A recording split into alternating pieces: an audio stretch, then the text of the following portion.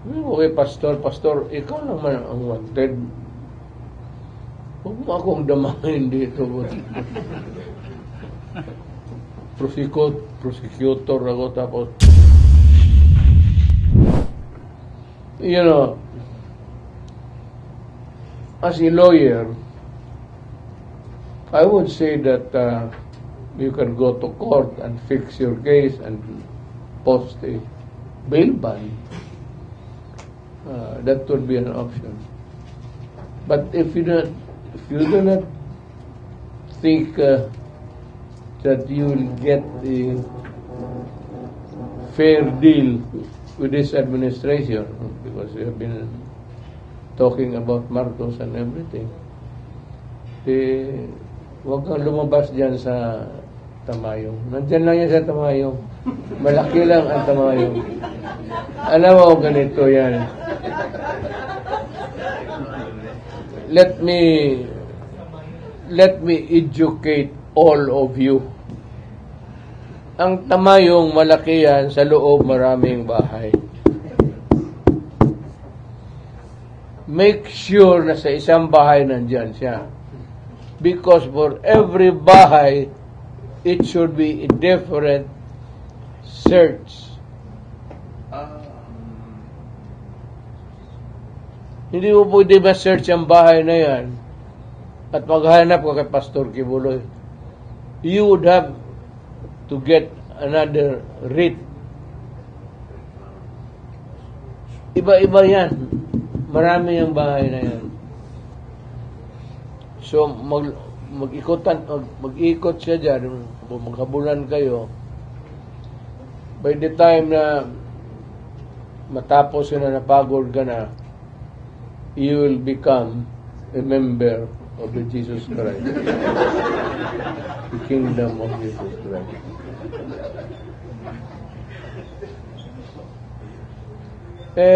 Alam mo, ang buhay ng tao, tayo naman simple lang eh. Katoliko, trabaho tayo, prayer, that someday, pag namatay tayo, maawaan Diyos, punta tayo ng langit.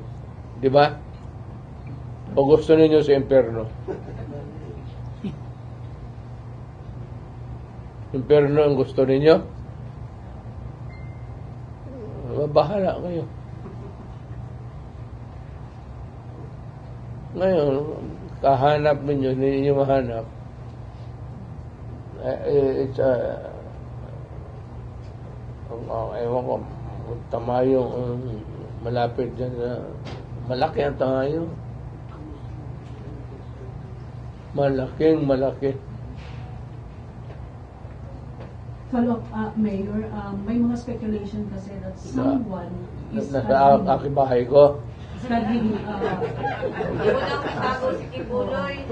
Look, kain mo ako magkatapos, mag-uwi ako. Sama tayo doon sa bahay ko. And if you can find Kibuloy there, I'm raising the ante. Ano ba magkano bibili ng 100? I'll make it 200,000. Or 300. Or even 500.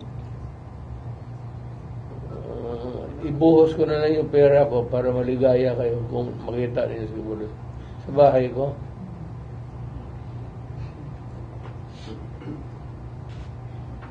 Okay, pastor, ikaw naman ang wanted. Huwag mo akong damahin dito. Prosecutor ako, tapos you were designated mayor as administrator of Pastor Kibuloy's properties. Is this true? Nalipat ko na sa lahat ko. Sa pangalan mo gusto ka? Ano?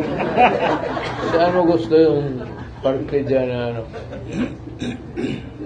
Bigyan kita. So, totoo yun, Mayor? Administrator, in the sense that when he is not around, ngayon, probably in hiding. So, somebody has to oversee the management of the kingdom. to preserve the kingdom, not to go into waste.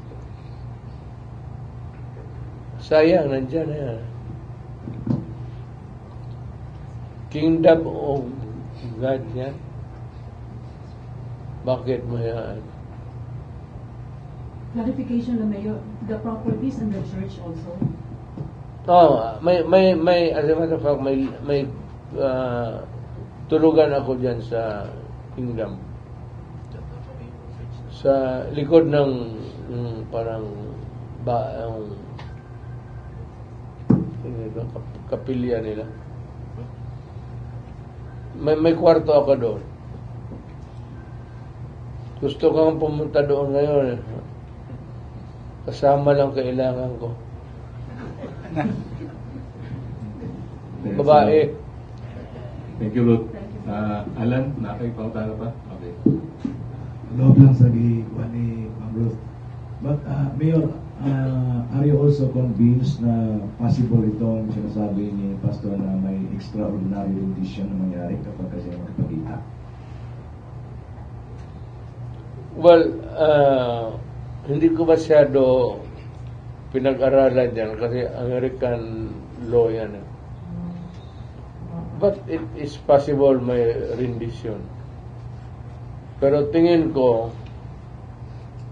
we will post a ban at talagang kung available, kung hindi available, remains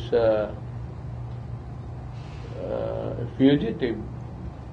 Pero pag available, tapos he gets his liberty. I don't think that there will be a at sabi ko naman sa kanya, huwag ka maniwala niyang rendition ng Amerika.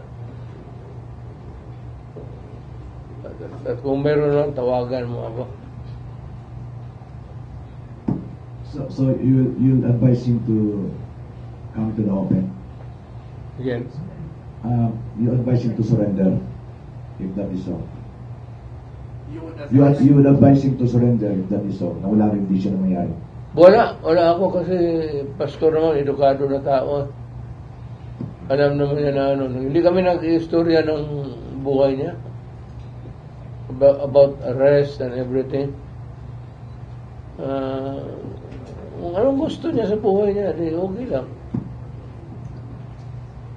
Ngayon, tanongin ninyo ako, saan si pastor?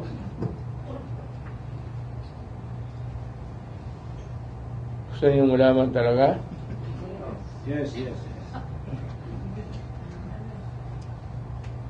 Ewan ko, pag ano lang siya, tama yung, yan lang naman ang refuge niya, sanctuary. Wala man siya ibang bahay.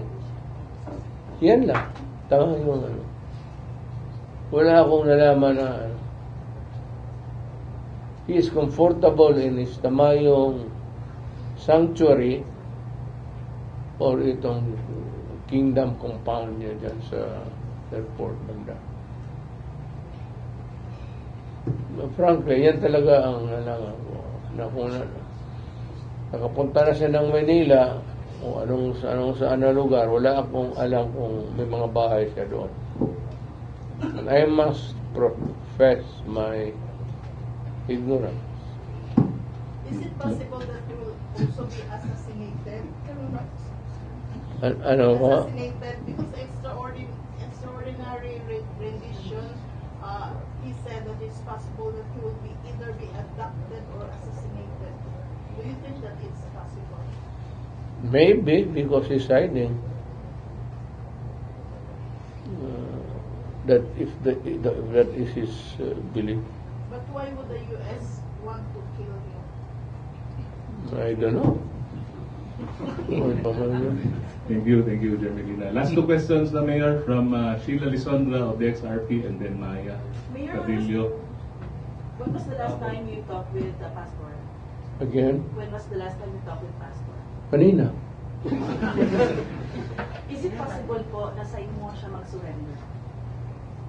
Hindi ko siya tatanggapin. Hindi ako ang authority. Hindi na ako dadala ng warrant. mag-ask ng help po siya sa inyo po? We had dinner downtown kanina. Hindi naman kilala isa sa mga restaurants. Thank you, Sheila. At saka walang pakialam yung mga waiter, basta magbayad ka lang. Maya Padillo, Mayor.